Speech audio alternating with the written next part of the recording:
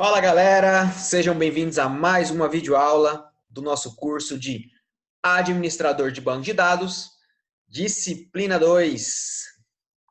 Estamos aqui hoje chegando ao final da nossa disciplina 2, né? Hoje nós falaremos sobre modelo lógico, tá? Nós vamos falar hoje sobre tipos de dados, tá? E vamos falar também sobre chaves estrangeiras, tá?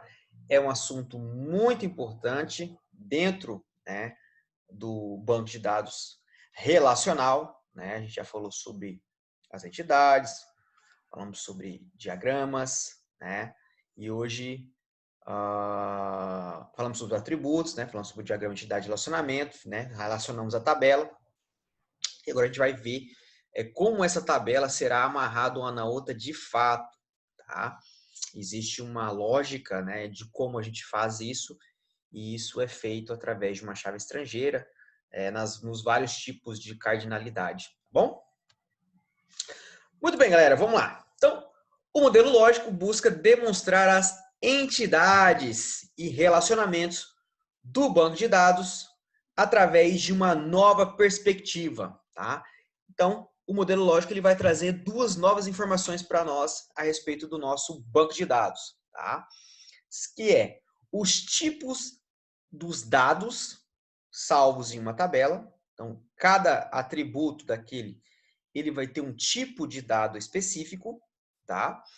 E as chaves estrangeiras, que unem as tabelas relacionadas. Então, a cada duas tabelas relacionadas, eu tenho uma chave estrangeira, e essa chave estrangeira é a forma que amarra, né, que une essas duas tabelas. A gente vai ver como a gente cria essa chave estrangeira, tá? Ela é um atributo, e a gente vai criar esse atributo na onde ele deve ser criado. Então, existe uma lógica por trás disso, e é importante que vocês prestem atenção, bom?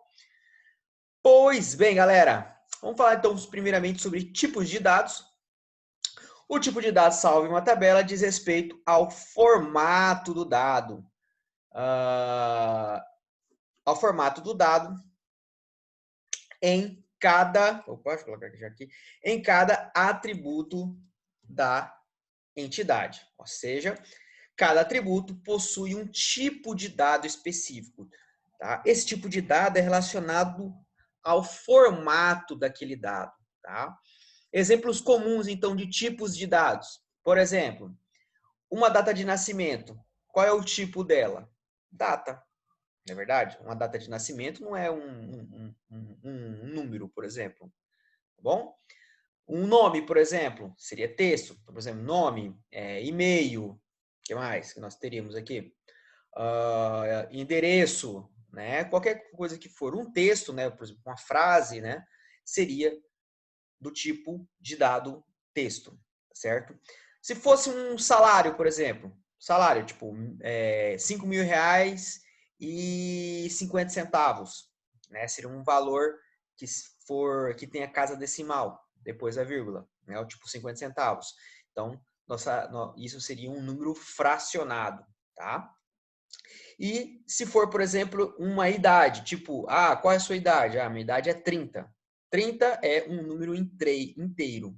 Inteiro por que inteiro? Porque ele não tem casa decimal, ele não tem casa decimal depois da vírgula, né? A minha idade não é 30,5, né? Não é 30,50, né? A minha idade é 30, né? Então, o número qualquer, por exemplo, fala um número de 0 a 500, né? 250. 250 é um número inteiro, ele não é um número quebrado, tá bom? Então, esses aqui são os tipos de dados mais comuns que nós temos no nosso banco de dados, ok? No modelo lógico, o tipo de dado dos atributos é identificado. Então, no modelo conceitual, a gente identificou quais são os atributos da entidade, os atributos da entidade, que são referentes às características dessa entidade. Nós vimos lá, por exemplo, a gente está fazendo uma entidade carro. Quais são as características de um carro? A cor, né, o modelo, a placa, a quantidade de portas, né, e etc, etc. Ou seja, são as características que formam aquela entidade. Agora, para cada característica dessa, nós vamos dizer qual vai ser o tipo de informação dela, qual vai ser o tipo de dado dessa informação, dessa característica, que será salvo no banco de dados, ok? Então, o nome do tipo de dado irá variar de acordo com o SGBD. Tá? Tipo de dado é algo muito comum na programação de computadores, tá? Então, todo desenvolvedor que faça um curso de lógica, por exemplo, ele vai ter aí conhecimento sobre o tipo de dado, né? Então, toda informação manipulada por um programa de desenvolvimento de software, ela tem um tipo de dado específico, tá? Então, eu vou falar aqui hoje dos principais tipos de dados que nós manipulamos num banco de dados. Existem outros tipos, mas esse aqui eu vou falar os que a gente usa mesmo e que vocês vão usar no decorrer desse curso, tá? Difícil a gente geralmente ter tipos de dados fora desses padrões aqui, vamos colocar assim, tá bom? Não é isso, esses nomes, né, esses termos, os nomes dos tipos de dados, eles são termos em inglês. Tá? E esses termos em inglês, esse tipo de dado, esses são tipos de dados que são utilizados no SGBD MySQL, que é o que nós estamos usando no nosso curso. Tá? Todos esses aqui também existem no PostgreSQL também, mas o PostgreSQL também tem outros tipos de dados. Às vezes pode ser um pouquinho diferente, tá bom? Muito bem, então no MySQL os tipos de dados mais comuns são, se for texto, então o tipo de dado é varchar. Certo? Então, quando for texto, nós vamos chamar esse tipo de dado, será tipo varchar. Então, traduzam varchar na cabeça de vocês como se fosse texto, tá bom?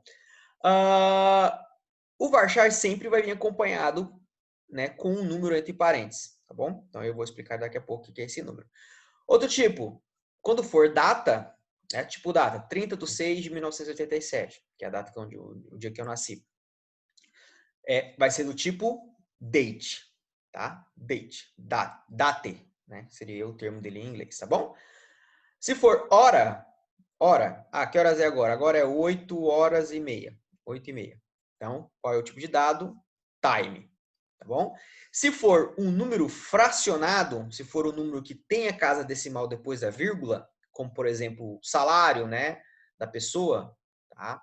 Se precisa de, por exemplo, um valor em dinheiro que precisa de saber os centavos, que é um valor quebrado, nós temos os mais comuns, é o doble e o float, tá? Os dois fazem a mesma coisa, tá bom? Salvam é um tipo de dado para número fracionado. E temos aqui um número inteiro, que quando é um número inteiro, tipo 1 ou 2 ou 3, que não tenha casa decimal depois da vírgula, que não seja fracionado, é o integer, tá? Integer, ok? Integer é um número inteiro, ok? Então, já vamos lá. Pode anotar isso aqui no caderno e já pregar aí na porta da geladeira que isso aqui também é decoreba, tem que decorar, tá bom? Então, os tipos de dados que nós temos são varchar para texto, date para data, time para hora, double ou float para número quebrado, que tem a casa decimal, e integer, que é para os números inteiros, que não tem casa decimal. Tranquilo? Tem outros tipos de dados, como eu falei, mas que é os que nós vamos utilizar aqui no nosso curso, tá bom? Então, eu quero que vocês saibam esses tipos. Beleza, galera? Então, falando mais especificamente sobre o varchar agora, o tipo varchar, né, o texto, ele recebe qualquer tipo de caractere. Então, o varchar, ele é um tipo de dado meio que coringão. Ele recebe qualquer tipo de caracteres. Pode ser letra, tipo de A a Z, e ele recebe também números ou até símbolos. Símbolos, por exemplo, traço, porcentagem, sinal de cifrão, qualquer tipo de caractere o varchar recebe, ele aceita, tá? Esse tipo de dado. Porém, para o SGBD, o tipo de dado sempre será texto. Então, para o SGBD, por exemplo, a gente criou lá um atributo, certo? Vou dar um exemplo muito claro. O atributo e-mail. A gente tem uma entidade chamada cliente e essa entidade cliente possui um atributo chamado e-mail. O e-mail, você vai lá digitar o e-mail do cara, né? Por exemplo, colocar o meu e-mail, Jackson, ponto. Ponto não é letra, ponto é um símbolo. Então, o varchar, se você quer salvar símbolos, certo? Você precisa usar o varchar. O varchar entende, ele salva esse tipo de dado. Então, se você, Jackson, ponto, Henrique, arroba. Arroba é um símbolo. Então, quando você quer armazenar símbolo, use então o varchar. O varchar é o tipo de dado que aceita tudo. Está claro? Estou deixando isso claro porque a gente vai ver outros tipos de dados que ele só aceita aquele tipo de dado. Ele é embaçado, ele não aceita outras coisas, não. Por exemplo, você tem um atributo chamado salário e pretende fazer cálculos matemáticos com ele. Né? Então, eu tenho um atributo chamado salário. Se é salário, eu tenho que armazenar ele como float, por exemplo, ou double.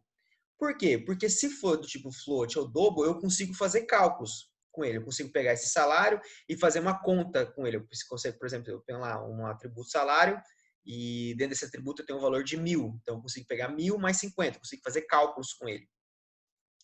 Então, se eu quero armazenar um salário e eu quero fazer cálculos matemáticos com esse número, eu não devo armazenar ele com varchar, apesar do varchar aceitar ele. Se eu colocar varchar, ele vai aceitar números também. Mas, se ele for do tipo varchar, ele não faz cálculo. Se você quer, então, fazer cálculos matemáticos com um número, então salve ele com o tipo correto, que seria float ou double, ok? Pois não podemos fazer cálculo com texto, né? Não tem muita lógica você fazer cálculo com texto, né? Tipo assim, tipo letra A menos símbolo de interrogação, né? Isso não é cálculo, não tem muita lógica. Já se você tem um atributo numérico, mas quer armazenar símbolos junto com um número, aí você não vai salvar ele como float ou como double, você vai salvar ele como varchar. Exemplo clássico dos clássicos: CPF. CPF é número, não é? Correto? Então, CPF é um número de 11 dígitos, correto? Mas é muito comum as pessoas, quando a pessoa vai escrever o CPF, você pode prestar atenção, a pessoa coloca assim, ó, vou colocar aqui um CPF fictício. 1, 2, 3, aí ele coloca ponto, 1, 2, 3, ponto, 1, 2, 3, tracinho, 1, 2. Né? Esse 1, 2 é o final, é o dígito verificador. Então, normalmente as pessoas falam de CPF, né? As pessoas leem o CPF e escrevem o CPF, o número mais símbolos. Nesse caso, apesar de CPF ser número, se eu quero salvar o CPF com o símbolo, ele precisa ser varchar. Está claro isso? Deram para entender esse tipo de exemplo? Então, varchar aceita tudo, tá bom? Tudo, mas cuidado, né, com o que você usa no varchar. Se for, por exemplo, números, se você quer fazer cálculos, aí o varchar não vai fazer cálculo. Então, fiquem muito atentos a isso, beleza? O tipo varchar, ele vem acompanhado com um número dentro do parênteses, né? Como eu falei agora há pouco. Exemplo, varchar 100 entre parênteses. Esse 100, ele pode ser qualquer número. Por quê? Porque esse 100, esse número, ele corresponde ao tamanho do texto, certo? Ao tamanho do texto, ou seja, quantos caracteres, certo, aquele atributo irá aceitar. Então, suponhamos que eu tenho lá um atributo na tabela cliente, um atributo nome. Um atributo nome, numa tabela chamada cliente, certo? Se eu coloco esse atributo nome lá no banco de dados e falo que ele vai ser um varchar e o tamanho dele vai ser 100, eu só posso ter nomes com até 100 caracteres. Isso inclui tudo, letras, certos? E espaços também. O espaço, quando você dá um espaço, não dá um espaçozinho lá no seu computador, o espaço o computador entende como se fosse um caractere, ok? Então, no máximo 100. Então, se for um nome, não precisa ficar com preguiça e nem com vergonha de só colocar só 100. Coloca logo 200, 300 caracteres. Agora, vamos por um exemplo muito comum. Eu tenho a entidade cliente e ela tem um atributo chamado sexo, que vai identificar se ela é masculino, se esse cliente é masculino ou feminino. É muito comum as pessoas colocarem varchar e ir lá colocar só um caractere. Geralmente as pessoas colocam caracteres para quê? Ela vai lá colocar só M e F. M para maiúsculo, F para feminino. Então pode ser feito assim também, tá bom? Então esse número ele é o que define o tamanho, a quantidade de caracteres que pode ter esse atributo do tipo varchar. Está claro isso? Prosseguindo. Então, exemplo. Como é que a gente escreve isso no meu banco de dados? A gente escreve assim, ó, o nome aqui seria o nome do atributo, varchar, e aqui entre parênteses o tamanho dele, que no caso seria 10. Está claro isso? Então, seria, se eu colocasse 10 aqui, significa que o nome dentro desse atributo, esse atributo nome da tabela, não pode ter mais do que 10 caracteres. Então, cuidado com o tamanho. Não fique com dó de tamanho. Podem colocar tamanhos grandes, tipo 200, 250, tá bom? Outra informação importante. O tipo varchar precisa de aspas simples entre o texto inserido no atributo. Então, quando eu for inserir o dado dentro do atributo do banco de dados, da tabela do banco de dados, dentro da tabela, quando a gente for, eu vou inserir lá um registro, um registro dentro da minha tabela, a informação do nome, certo, do atributo que tiver varchar, ela tem que ser inserida com aspas simples, entre aspas simples, ok? Ah, professor, por quê? Porque é assim, tá? Essa é a regra. Então, entre aspas simples, tá? Da frase ou da palavra que você está colocando. Não é colocar cada palavra entre aspas, não. É toda a frase, todo aquele texto que você vai colocar dentro daquele atributo, né? Entre ele, aspas. Então, por exemplo, aqui, ó, Jackson Henrique seria, né, aspa aqui no começo, aspa aqui no fim. Está claro isso, galera? Legal.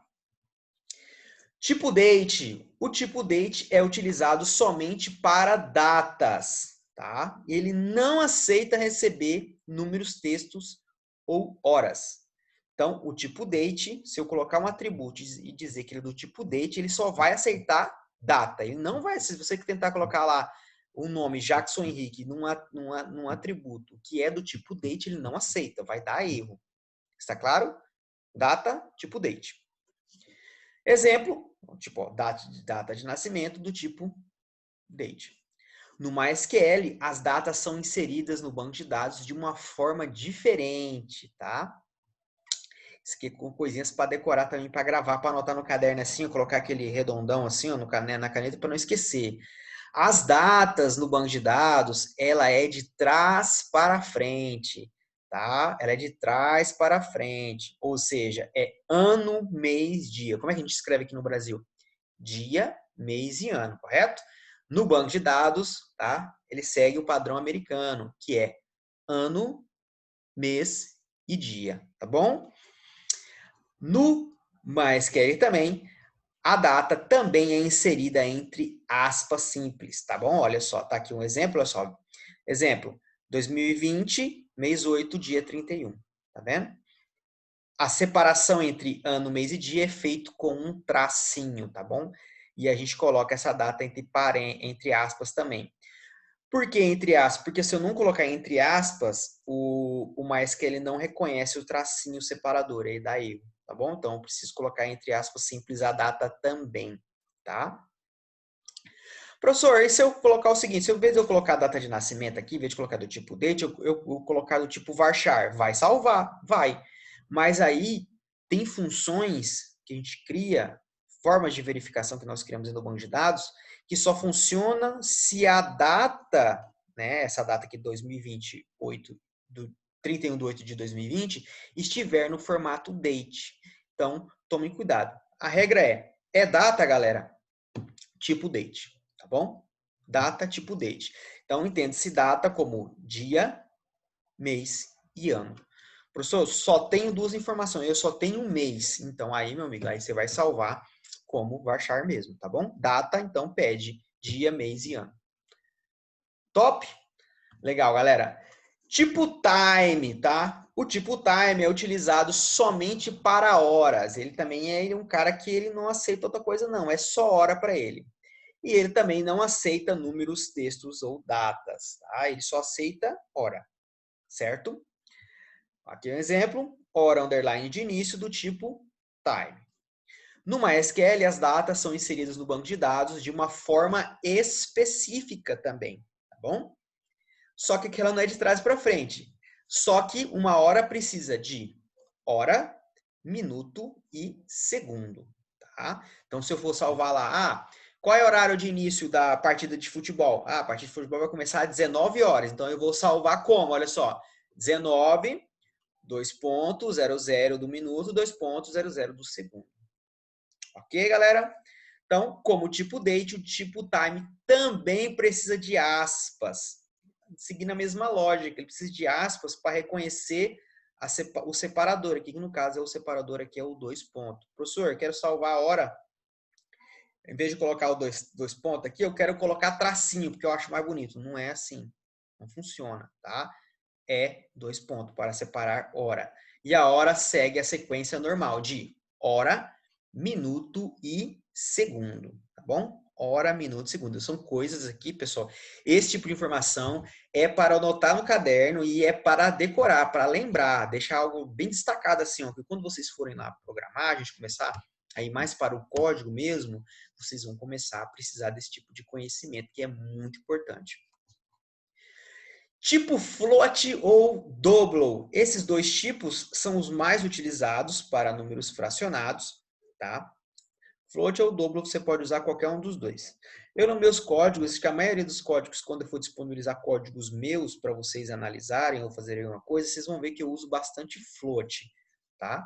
Não é porque o float é melhor que o double, os dois são a mesma coisa. Então, os tipos float ou double são usados para números fracionados, ou seja, que precisam demonstrar um valor com casas decimais, ok? Então, número fracionado é aquele número que tem casas decimais depois da vírgula, ou seja, é um número que tenha centavos, vamos colocar assim, tá bom? Ou uma metragem, né, que tenha lá, tipo, quantos deu? Esse aqui deu 0,8 metros, é um número quebrado. Normalmente é utilizado para valores financeiros, para demonstrar os centavos. Por exemplo, salário, tipo float. Salário é um valor em dinheiro, é um valor monetário. Se é monetário, possui centavos. Exemplo de um número fracionado, 550. Né? Então, 500,50 é o que? É a forma do número fracionado que a gente usa aí no dia a dia, na matemática simples. Tá? Mas na computação, no banco de dados, no MySQL, tem regras específicas para o float e para o double também. No MySQL, esse formato não precisa de aspas simples, tá bom? Então, se for número, certo? Número float ou double, não precisa de aspas. Anotem, tá? Porém, ao inserir um número, não temos a vírgula ao separar a casa decimal, mas sim um ponto. Tá? Então, quando a gente escreve um valor financeiro na matemática 500,50, se fosse quem fosse em reais, 500 reais e 50 centavos, no computador, no banco de dados, o efeito de ser vírgula será ponto. Então, 500,50. Ok? Professor, mas o ponto não é para separar o centavo, é para separar a casa do milhar, né? Geralmente a gente coloca, tipo, se fosse aqui 1.500, seria 1.500,50. Tá? No computador, no banco de dados, não existe separação da casa de milhar. Tá? Não temos separação, não separamos o milhar. Então, o milhar fica junto, assim, ó, fica dessa forma. Ó, 1.500, tá? 1.500, tudo junto. Ponto, aí vem a casa dos centavos. Entenderam, galera? Está claro isso? São regrinhas que eu estou explicando aqui agora que é preciso saber, é preciso decorar, não tem outro jeito, tá bom? Então anotem isso aí bem destacado no caderno, tá bom? Coloca aí uma seta assim, ó, decorar, faça uma coisa aí para vocês não esquecerem, tá bom? E por fim, nós temos o tipo integer, tá? O tipo integer, né, o famoso inteiro, serve para armazenar o número inteiro, ou seja, um número que não possui casa decimal, tá? Esse número não possui casa decimal. São normalmente usados para demonstrar... Para tá fora aqui. Tira aqui, pronto, aí. são normalmente usados para demonstrar um dia, mês ou ano separado. Então, se eu quero mostrar só o dia, só o número 30, tá? Então, 30 é um número inteiro, não é quebrado. Então, é um número que a gente vai usar, um tipo de dado a gente vai usar o integer. Ou um número simples. Exemplos, 1990 é um número, 06 é um número, 50 é um número. Tá? Então, quando for um número que não tem casa decimal, sempre vai ser integer, tá? No MySQL, esse formato não precisa de aspas simples. Então, como é que vocês devem decorar? Então, lembra, quando for número, quando for numeral, seja ele inteiro ou quebrado, não tem aspas no MySQL. Não tem aspas. Fora esses dois, o restante tem aspas. Data tem aspas simples. Time, tempo, hora tem aspas simples. E texto, varchar tem aspas simples. Top? Tá conseguindo pegar legal? Beleza. Então, é importante lembrar que os atributos identificadores das entidades, né, que é a nossa chave primária, que é o atributo com aquela pontinha pintadinha do diagrama de entidade de relacionamento, esses atributos sempre serão do tipo inteiro, tá? Isso é uma sequência numérica. Exemplo prático, olha só que legal. Então, eu trouxe aqui uma tabelinha para vocês, a tabela funcionário. A tabela funcionário tem vários atributos, tem um ID, o nome, CPF, RG, endereço, data de nascimento, telefone, salário, função e hora de entrada. E aqui uma tabelinha de conversão desses para a gente identificar, uma tabelinha para vocês identificar os tipos desses dados, olha só. ID, qual é o tipo? Integer, né? Inteiro.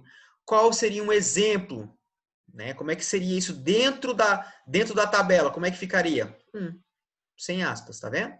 Nome, varchar. Como é que ficaria isso? Entre aspas, tá vendo? Jackson. CPF, é um varchar. Por que é varchar? Porque eu estou salvando os pontos, olha só. É um número, mas eu estou salvando os pontos. Então, se eu estou salvando o ponto, é um CPF.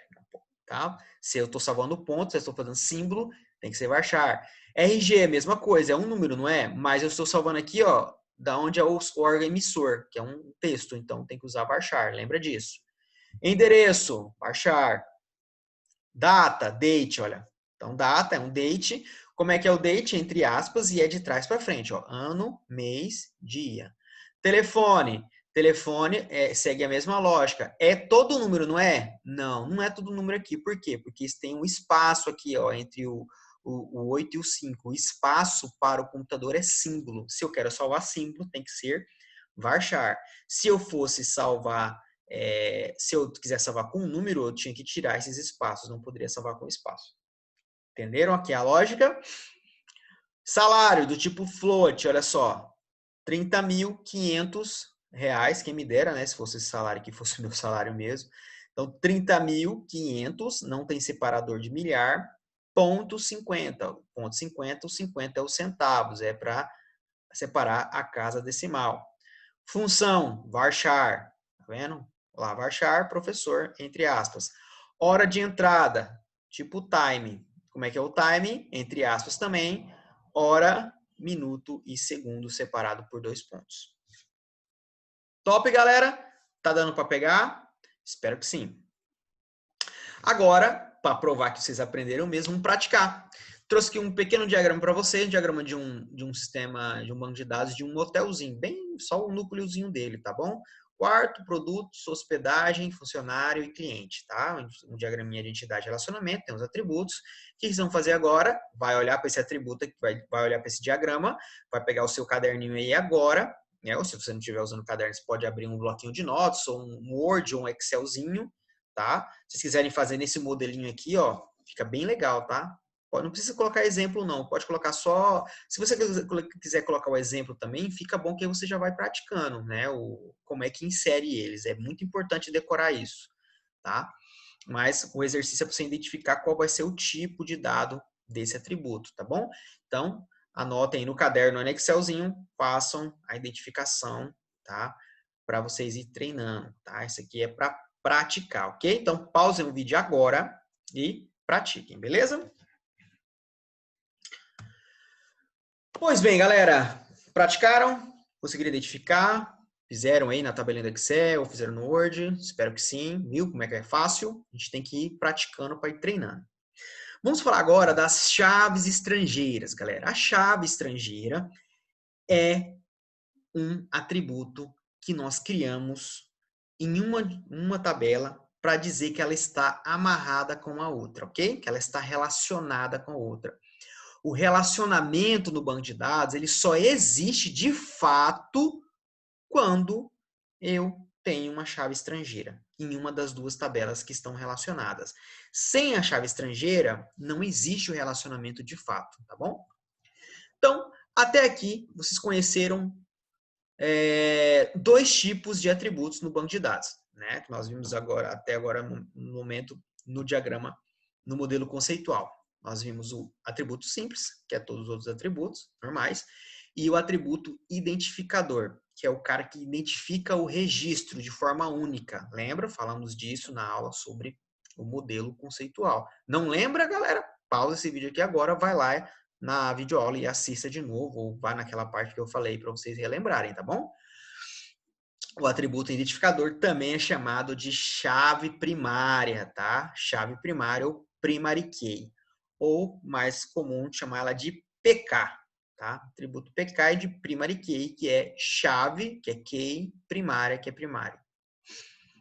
Agora iremos conhecer um terceiro tipo de atributo, que é a chave estrangeira. Então, a chave estrangeira é um tipo de atributo específico, tá?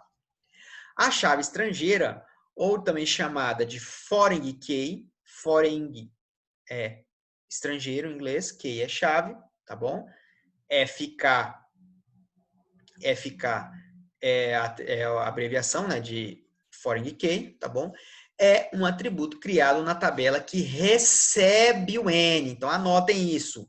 A chave estrangeira é criada na tabela que recebe o N entre duas tabelas relacionadas. Então, tem a tabela aqui A e a tabela B. A tabela A tem o sinal de N e a tabela B tem o sinal de 1. A tabela A, por estar com o sinal de N, recebe a chave estrangeira. Eu vou mostrar um exemplo aqui bem prático para vocês, tá bom? Esse atributo, essa chave estrangeira que é criada, ela tem o objetivo de amarrar a relação, tá? Então, a relação ela só é efetivada quando eu crio uma chave estrangeira, beleza? A chave estrangeira ela corresponde ao atributo identificador. Olha só, então a chave estrangeira ela vai referenciar, ela é uma referência, tá? Ela corresponde ao atributo identificador da tabela com a cardinalidade 1. Então aqui falamos que eu tenho a tabela A está com N e a tabela B que está com 1, certo? Então a gente vai criar a chave estrangeira na tabela A. Minha mãozinha aqui, ó, lado esquerdo do vídeo, tá bom? Então, a tabela A, desse lado esquerdo, vai receber a chave estrangeira. Essa chave estrangeira, ela é referente ao atributo identificador da tabela que está com 1. Então, o nome dessa chave estrangeira que eu vou criar aqui, ela é uma referência ao nome do atributo identificador da tabela B. Ok? Então, por fim, as foreign key, as chaves estrangeiras, sempre são do tipo inteiro, uma vez que são representações das chaves primárias, dos atributos identificadores. Achou confuso? É confuso mesmo. No comecinho, assim, galera, eu sei que alguns devem estar achando fácil, devem estar achando um pouquinho mais complicado, mas vamos tentar entender aqui agora. Vamos um exemplo mais prático, em vez de ficar mostrando as mãozinhas, tá? Olha só esse exemplo. Então, eu tenho aqui uma tabela chamada setor. Setor de uma empresa, certo? Essa tabela setor tem um nome e o local dele. Ok? Essa tabela setor está relacionada com a tabela funcionário. Na tabela funcionário existem vários atributos simples e o atributo identificador, que é o ID. Ok? O relacionamento é 1 para N. Lembra? Quando a gente vai falar qual é o relacionamento entre duas entidades, a gente sempre fala a cardinalidade máxima delas. Lembra? Está na aula também sobre cardinalidades, tá? Então, um setor possui vários funcionários e um funcionário está relacionado a um setor específico. Ok? Está claro isso? Muito bem. Então, setor está com a cardinalidade 1, cardinalidade máxima 1, e funcionário está com a cardinalidade máxima N, ok? Então, qual é a regra que eu ensinei para vocês? Né? Nós temos aqui as duas cardinalidades. Qual é a regra que eu ensinei para vocês? Sempre a tabela que está com o N vai receber uma chave estrangeira. Essa chave estrangeira será uma referência à chave primária, ao atributo identificador da tabela que está com o 1. Tá bom? Então, aqui nós temos os dois relacionamentos. Relacionamento 1 para N, como eu falei. Então, a tabela que vai receber a chave é a tabela que está com N, então é a tabela funcionário. Logo, deixa eu baixar aqui minha carinha. Logo, o atributo deve ser criado na tabela funcionário, tá bom? Esse atributo que é criado na tabela funcionário é a chave estrangeira. E esse atributo que é criado, o nome dele é uma referência à chave primária da tabela que está com 1. Observe que para mim fazer a referência, como as duas chamam C e D no modelo conceitual, no modelo lógico a gente vai colocar um apelidozinho no nome do atributo chave estrangeira. Então vai ser ID, underline, e eu vou colocar uma abreviação da tabela que ele representa. Qual é a tabela que ele representa? Setor. Aqui então ficou 7. Geralmente essas abreviações a gente coloca 3 letrinhas, tá bom? E aqui, underline FK, por fim, que é para dizer que esse atributo, me olhar para ele, eu ver o nome dele, eu falar, cara, ID underline 7, underline FK, quando eu olhar para ele, eu sei que esse cara é uma chave estrangeira e essa chave estrangeira é da tabela setor. Está claro isso? Sim ou não? Então, simbora. Então, olha só. Aqui, a FK, a foreign key, a chave estrangeira, é a primary key, é uma referência à chave primária da tabela com 1. 7 é a abreviação de setor, como eu acabei de falar para vocês. Ok? Trouxe também aqui mais um exemplo bem legal para vocês entenderem. Olha só. Então, como que ficaria isso na criação, né, do meu banco de dados? Né? Na criação do modelo lógico. Então, aqui eu tenho a tabela setor, aqui em cima, essa primeira tabela, né? ID, nome, CPF, aqui os tipos de dados dela. E aqui nós temos a tabela funcionário, os tipos de dados de funcionário. E observe, então, que agora a tabela funcionária ganhou mais um atributo, que é o ID underline 7. Faltou aqui um underline FK, né? Deixa eu colocar aqui logo, underline, aqui, pronto, para não esquecer depois. Underline FK. Do tipo inteiro, tá? 1. 1 é referência, um exemplo seria o número 1, que vai ser uma referência a uma chave primária, ok? Legal? Olha só, aqui eu trouxe um outro exemplo bem legal para vocês também, olha só. Vamos agora pensar na tabela, né, nos registros da tabela, ok? Para vocês entenderem. Então, aqui eu tenho a tabela setor. Aqui dentro da tabela setor eu tenho 3 registros. Então aqui eu estou mostrando a tabela, já lembrando, lembra que a tabela dentro dela é como se fosse uma planilha Excel com colunas e linhas. As linhas são os registros, falamos bastante disso nas aulas sobre modelo conceitual, ok? Então aqui nós temos uma tabelinha chamada setor, né? É uma representação dessas duas tabelas. E aqui eu tenho 3 registros. Então eu tenho o registro 1. O nome do setor é vendas, o local é frente, registro 2, ID2 financeiro, e ID3 almoxerifado. Okay? Então, a tabela setor tem 3 registros. A tabela funcionário, por sua vez, tem 2 registros. Então, tenho aqui o registro Jackson, né, CPF, com todos os dados. E olha só, como é que eu referencio? Olha só, o ID underline 7, o setor dele. Qual que é o setor dele? O setor dele, então, é 1. Se eu colocar o setor aqui, 1, significa o quê? Olha só, que esse setor corresponde ao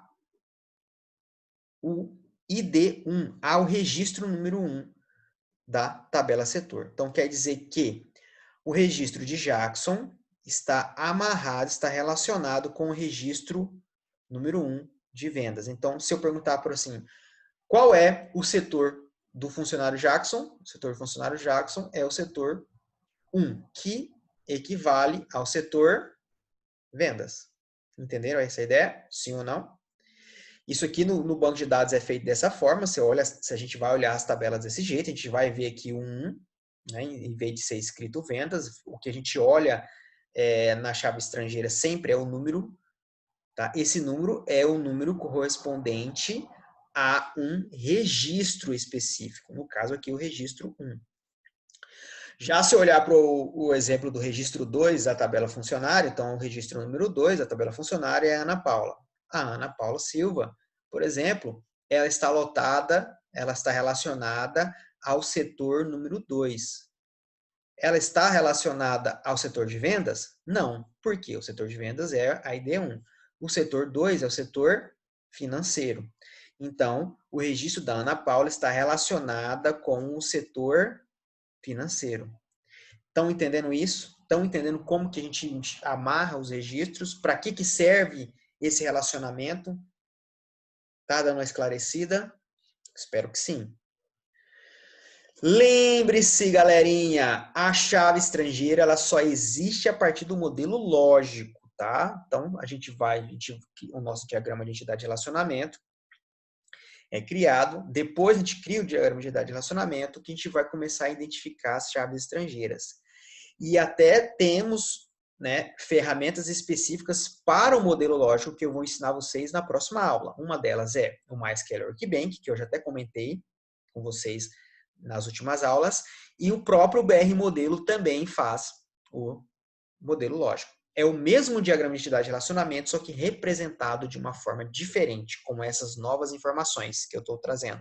Quais são as novas informações do modelo lógico? O tipo de dado e a chave estrangeira. Beleza?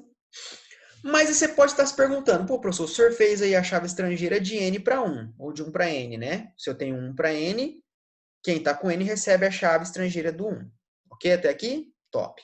Mas e o N para N? Uma recebe a chave uma da outra? As duas recebem 1 para 1. Como é que fica? Ninguém recebe a chave de ninguém? Vamos agora para primeiro falar sobre a possibilidade do N para N. Quando é N para N, o que eu faço? Lembre-se, o modelo relacional, N para N, só existe, o relacionamento N para N, ele só existe no modelo conceitual. O modelo conceitual é o diagrama de entidade de relacionamento. No diagrama de entidade de relacionamento, a gente coloca o N para N top. Mas, a partir do modelo lógico, né, a partir do modelo lógico, então no modelo lógico e no modelo físico, quando a gente for criar o código do banco de dados, esse relacionamento N para N, ele não existe. Só existe o relacionamento N para 1 no modelo lógico, no modelo físico, principalmente. Então, para resolver isso, a gente tem que desmembrar o relacionamento N para N. Tá? Para que esse relacionamento N para N se transforme em relacionamento N para 1. Como é que eu faço esse desmembramento? Eu tenho que criar uma terceira tabela no meio do relacionamento entre as duas tabelas N para N. Hã? Como assim, professor? Então, tenho duas tabelas relacionadas, a tabela A e a tabela B, as duas são N para N. Então, entre esse relacionamento das duas tabelas, eu vou criar uma nova tabela, uma terceira tabela. Tá confuso? Vamos a uma prática aqui, vamos mostrar como isso é feito. Então, aqui, ó. Então, eu tenho aqui as tabelas produto e a tabela venda, certo? Então, a tabela produto tem o ID, o nome, o valor e o estoque, são atributos da tabela produto, e a tabela venda com ID, data e valor. O relacionamento máximo entre as duas tabelas é de N para N, porque um produto está relacionado a várias vendas, ele é vendido várias vezes. Por sua vez, uma venda possui vários produtos relacionados a ela. Então, eu tenho que resolver esse N para N. Como é que eu faço isso? Olha só, então eu tenho N para N, né? Identificamos o relacionamento. Então, nós criamos uma terceira tabela. Como? Assim, ó. Então, na onde era o relacionamento, eu vou criar uma nova tabela, certo? Essa nova tabela, galera, ela vai ter um ID de identificador do registro normal. E essa nova tabela, ela o nome dela será uma conjunção entre os nomes das tabelas que originaram essa terceira tabela. Então, tinha a tabela produto e venda, e eu criei a tabela produto underline venda. Então, produto underline venda, né, é uma junção do nome da tabela produto e da tabela venda que deram origem a essa terceira tabela nova. Tá bom? Observe que agora a tabela nova, a tabela produto underline venda, é a tabela que está recebendo N. Tá? Essa tabela agora nova vai ficar com N. Por sua vez, a tabela que deram origem para a terceira tabela, no caso aqui a tabela venda e produto, ficará com o 1. Então, essa é uma regrinha para decorar. Então, N para N, o que eu faço? Crio a terceira tabela. Pá, cria a terceira tabela. Quem fica com o N da parada aí? Sempre a terceira tabela vai carregar o N. Então, ela carrega a terceira tabela, ficou com o N, e as tabelas que deram origem a ela ficam com 1. Dessa forma, obviamente, eu tenho um relacionamento 1 para N, 1 para N. Eu tenho um relacionamento de 1 para N com produto e produto underline venda, e tenho um relacionamento de 1 para N entre venda e produto underline venda. Dessa forma, olha só, nós temos ali 1 para N, 1 para N, e aí a tabela, né, eu desmembrei o relacionamento, então transformei o relacionamento que era N para N, N para N, em um relacionamento 1 para N. Entenderam isso, galera? Regra para decorar, para anotar no caderno. Anotem isso para vocês, destaca assim, eu passo um marcador de texto, coloco uma seta assim para vocês não esquecerem, tá bom? Regras do N para N, regras que eu tenho que decorar, pregar na porta da geladeira. Quando houver N para N, cria-se a terceira tabela, ligada às duas tabelas de origem, ok? Que nós fizemos aqui agora há pouco, né? Tínhamos duas tabelas, N para N, criamos uma terceira a partir do nome das duas. Regra 2. A terceira tabela recebe o nome das duas tabelas de origem, como eu fiz aqui, né? A terceira tabela ficou com o nome das duas, ó, produto underline venda. Regra 3. A terceira tabela recebe o N na relação com as duas tabelas de origem, como eu mostrei aqui para vocês também, ó. Então, a terceira tabela que vai ficar com o N. 4. Já as tabelas de origem ficam com 1, como eu mostrei aqui para vocês, ó. As tabelas de origem, produto e venda ficaram com o 1 da relação. Regra 5. Assim, a terceira tabela recebe as chaves estrangeiras da tabela de origem, né? Então, olha só. Regra 5, eu tenho a terceira tabela. Se agora eu tenho uma terceira tabela que tem relacionamentos N para 1, ou seja, a tabela com N, a regra básica que vocês aprenderam agora há pouco é, toda vez que tiver 1 para N, o N recebe o sinal da chave estrangeira, não é? Então, aqui, no caso, produto underline venda vai receber a chave estrangeira da tabela produto, né? Lembrando que a chave estrangeira é uma referência à chave primária de produto. Então, aqui ficou ID, underline pro, para me identificar a chave, underline FK, e aqui ficou ID, underline vem, que é de vendas, underline FK. Beleza, galera? Tá top? Bora. Agora, então, vamos praticar, tá? Hora de praticar. Então, eu trouxe aqui aquele tabelinha, aquele mesmo atributo que vocês identificaram os tipos de dado. Agora, no caderninho de vocês aí, ou até mesmo no BR Modelo, se vocês quiserem, podem já fazer no BR Modelo, né? Fica bem legal, tá? Ou no BR Modelo, ou no caderno, você vai agora desmembrar o N para N, tá? Desse diagrama, beleza? E identifique os tipos de cada atributo que vocês já fizeram, né? Então, só tirar isso aqui. Eu já tinha falado para vocês fazerem isso, né? Já, né? Tá aqui. É o mesmo diagrama, verdade. Achei que eu tinha colocado um diagrama diferente. Não. Cadê, galera? Uai, pessoal. Cadê a hora de praticar? Tá aqui. Então, a gente identificou os dados. N para N aqui.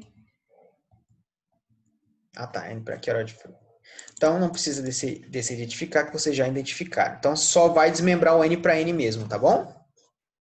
Então, naquele Mesmo o diagrama onde vocês identificaram os dados, agora você vai desmembrar os N para N aqui, tá bom? Então, quais são os N para Ns aqui? Nós temos N para N entre quarto e produto. Então, temos que resolver esse N para N, nós temos que tirar esse N para N. Temos um N para N entre produto e hospedagem, temos que resolver esse N para N também, tá? E temos o N para N entre hospedagem e cliente. Então, nós temos 3 relacionamentos que nós temos que resolver criando a terceira tabela. Então, pausem esse vídeo agora, tá? É muito importante que vocês pausem agora mesmo e façam agora a atividade que está fresquinho na memória para vocês exercitarem, tá bom? Então, é isso aí. Beleza, galera. Praticaram, fizeram o N para N, né? Seguiram as regrinhas, não tem erro, pessoal. É só seguir o passo a passo, a regra 1, 2, 3, 4, 5, que dá tudo certo, tá? Papo muito fácil, muito bom. Beleza, então a gente falou de 1 para N, ok? Falamos de N para N, o que a gente faz quando tem N para N no diagrama entidade de relacionamento, e quando tem 1 para 1, como é que fica? No relacionamento 1 para 1, você deve escolher uma das tabelas para receber a chave estrangeira. Como assim, professor? Se uma vai receber a chave estrangeira, mas só não recebe a chave estrangeira quando a tabela está com N, se for 1 para 1, escolhemos uma tabela para receber a chave da outra. Por quê? Porque na prática, pessoal, na prática, o único relacionamento que existe dentro do banco de dados, isso no modelo físico principalmente, é o 1 para N. O 1 para 1, galera, e o N para N, ele só existe mesmo no modelo conceitual. Por isso que chama conceitual, que é um conceito ainda. Depois, na prática, isso é apenas 1 para N, ok? Mas, pelo amor de Deus, não é para vocês pararem de fazer 1 para 1 lá no diagrama de entidade de relacionamento, porque existe um 1 para 1 na entidade de relacionamento por causa das leituras. Lembra das regrinhas das leituras? Tem que colocar. Mas agora no modelo lógico e no modelo físico, principalmente, a gente vai transformar esses relacionamentos. Quando for N para N e 1 para 1, a gente precisa fazer essas transformações.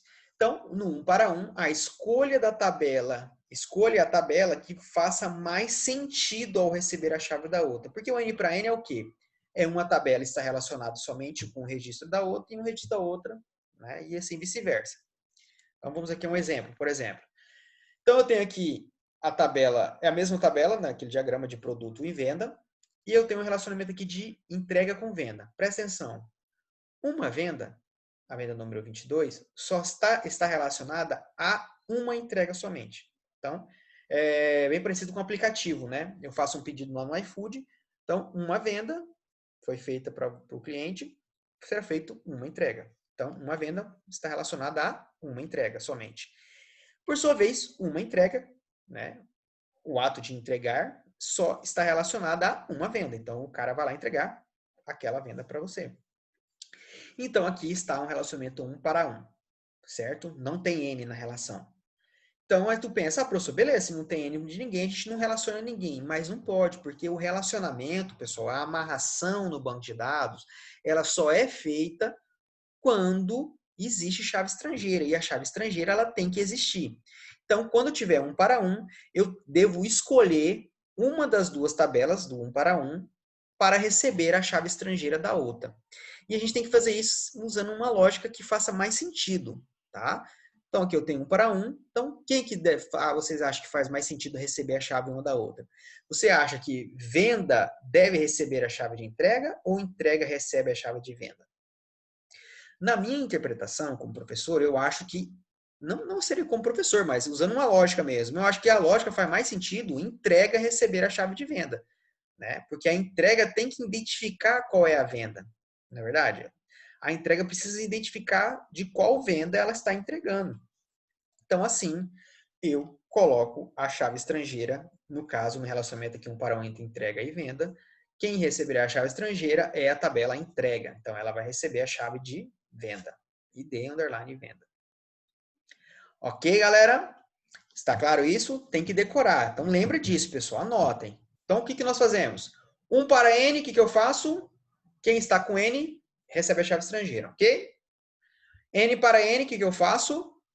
Desmembro, o N para N, para criar uma terceira tabela. Quando eu crio a terceira tabela, eu gero o relacionamento N para 1. Com N para 1, quem está com N recebe a chave. E quando eu tenho 1 para 1, o que eu faço? 1 para 1, eu escolho uma das duas tabelas, pode ser qualquer uma das duas tabelas, para receber a chave estrangeira da outra, tá bom? Não é, somente uma das duas recebe a chave. Não é a entrega recebe a chave de venda e venda recebe a chave de entrega. Não é isso. Uma das duas apenas recebe, tá bom? Legal? Então, agora vamos aí praticar mais ainda. Deixa eu colocar minha carinha aqui embaixo. Pronto, aí, foi. Então, olha só. Trouxe aqui aquele diagrama que eu criei com vocês na aula. Do diagrama que nós criamos juntos na videoaula sobre a ferramenta BR Modelo. Nós criamos o diagrama daquele sistema. Na aula de modelagem prática, a gente criou o diagrama daquele sistema de rodoviária. Lembra da Império Tour? Muito bem. Então, tá aqui aquele diagrama. Agora, o que você vai fazer com esse diagrama aqui, entidade de relacionamento? Você vai desmembrar o N para N, certo? Criando a terceira tabela e fazendo tudo que tem que ser feito, igual eu mostrei na videoaula de hoje. Você vai adicionar a AFK nas tabelas N para 1, tá? Então, o que eu quero que vocês façam? Vocês peguem esse diagrama, coloca aí no caderno de vocês, e eu quero que vocês façam, apontem, né? Se for, por exemplo, aqui entre poltrona e ônibus, quem recebe a chave estrangeira? Poltrona. Então, faça a setinha aqui, crie um atributozinho aqui chamado ID underline ONI, que é a referência à chave primária, underline FK. Se vocês quiserem fazer isso no BR Modelo, pode fazer também, tá bom? Não tem importância. Depois, adicione as AFK nas tabelas 1 para 1. Então, quando a gente tiver um relacionamento 1 para 1, você vai escolher uma das duas tabelas para receber, né, a chave estrangeira. E, por fim, identifique os tipos de dados. Tá? Esse tipo de identificação de tipo de dados aqui não vai dar para você fazer no diagrama, né? Faça no caderno ou faça aí numa planilha do Excel. Ok? Então, galera, a aula de hoje era isso. Hoje eu passei essa aula, ela tem muito conteúdo de decorar, de saber, então é muito importante que vocês decorem, tá? Tem que saber, tem que decorar isso, não tem jeito, tá bom? E anotar isso, assim, para ficar bem destacado, que quando vocês forem praticar de novo e fazer os exercícios, vocês vão lá no caderninho de vocês, quando é N para N eu faço o quê? Faço isso, tá bom? É isso, galera.